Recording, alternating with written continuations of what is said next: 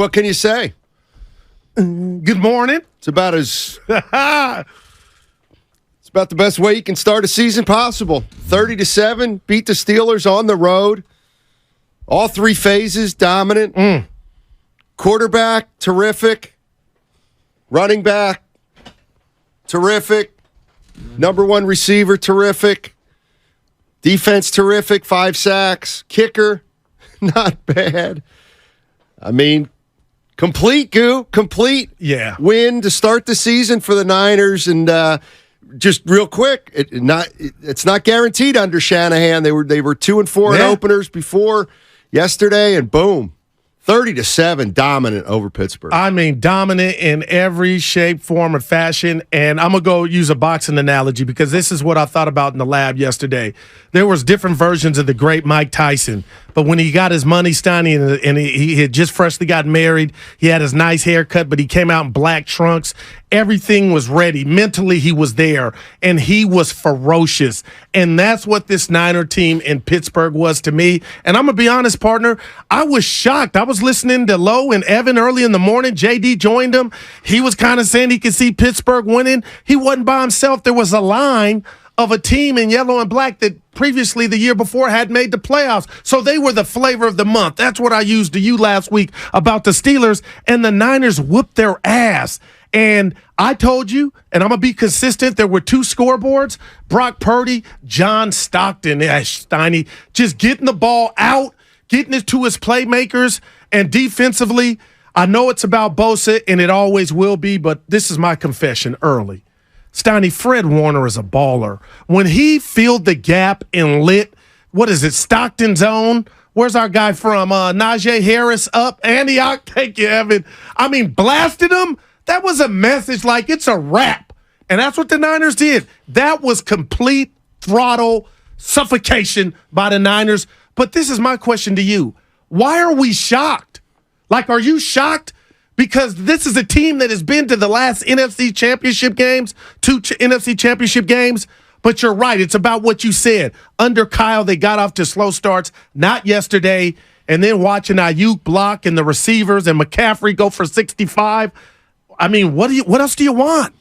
I don't know what else you could want, really. I guess maybe to keep the foot on the Steelers' throats. Yeah. But, I mean, once you get up 30-7, what's the point? I mean, should we be shocked? I don't know if we should be shocked, but you can't just gloss over going into Pittsburgh and beating them by 3 touchdowns. I mean, 20-0 at what point? No matter what team you are. And, Purdy looked just good. like he looked last year. He's poised. He's got this way of getting out of trouble. I'll tell you what. Here's what I think I saw yesterday. So it was still relatively early in the game. Was it after their first score? When did they have the 4th and 1? And then they. I thought that was the first drive. Yeah, I believe. Okay, they first sent a drive, message like we're going for it. Yeah, I thought so. First drive of the game. 4th and 1, 1.5. Purdy takes the snap, drops back. Might have been the shotgun. I don't know. Yeah. Kittle runs across. Looks back, and he threw about an 8-yard pass, 5 or 8 yards behind the line of scrimmage, and it was right on the money. Yeah. And Kittle didn't have to break stride, and he had a step on him, and he didn't have to wait for the ball. Kittle catches it and then gets another 8 or 10 yards. And you know what I thought right then? And I'm not gonna make it about somebody who's not here, but I'll bet you that's the throw. That's the throw that Purdy makes that Trey Lance must have struggled with, because they throw that kind of pass so frequently, and his was just right on the money. If Kyle Shanahan's going to throw a lot of short passes, then you better be really accurate, and it looks like Purdy's really accurate in that area. Yeah, and I'll say this about Brock Purdy, Steiny. I understand people still, that segment of people are still out there. They need to see more, but you keep waiting, because I'm already there. But you are right. That was a great display of my processor, my Wi-Fi. I read it, I see it, and I get rid of it. And you're right. I was just like, there's no way in hell Kyle has all this weaponry on the offensive side, and they're going to punt. And I think that's something I'm just watching all the games yesterday, Steiny. A lot of teams are going for fourth and whatever, and some should punt the ball. But I just think that's going to be a staple of this team, especially when you got so much at your disposal. But that was a complete ass whipping. And I don't want to get too far ahead of myself because it's about yesterday in Pittsburgh. But Steiny, this team is Mike Tyson right now, man. They're on a collision course with greatness. Well, but in fairness, and I'm not going to talk about other teams. We can do that later in the week. The Cowboys every bit as impressive in their season opener. A shutout. Eagles did what they had to do on the road. I mean, those are the three teams I think we got to be looking at all year long in the NFC. The Cowboys, the Eagles, and the Niners. So, impressive win for the Niners. They go on the road and get it done. And I'll tell you the other thing I just thought of when they got it to 17-0 on the Ayuk catch in the right by the goal line there in the corner. Purdy doesn't throw that unless he knows Ayuk at worst is going to be able to make it an incomplete pass. Because he was great. That was incredible. Ayuk was not open. Right. But Purdy knows, I guess, that he can throw the ball in Ayuk's air. And it wasn't even a high. He didn't throw it high. He didn't throw it high. And but it dropped, Ayuk just made the play. And it tells me that Purdy's not afraid to throw that ball to Ayuk if it's a half and half. But that's what the great ones do, Steiny. It boils down to trust. And I think there was some height on that pass.